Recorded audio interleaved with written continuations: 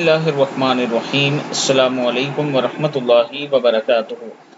مغرب کے وقت یہ دعا پڑھیں۔ آپ صلی اللہ علیہ وآلہ وسلم نے فرمایا، جو شخص بستر پر سونے آئے اور یہ دعا پڑھے تو اس نے گویا تمام مخلوق کی تعریف کو شامل کر لیا۔ مغرب کے وقت بھی پڑھیں اور عشاء کے بعد بھی پڑھیں۔ مغرب کے ٹائم اپنے چھوٹے بچوں کو یہ دعا پڑھا دیا کریں کہ اگر وہ جلدی سو بھی جائیں تو اللہ تعالیٰ ان کی یہ دعا قبول فرمائے۔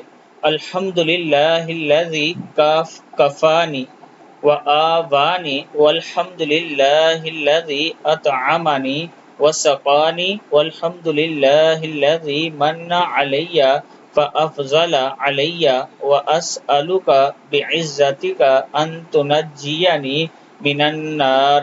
صدق اللہ العظیم۔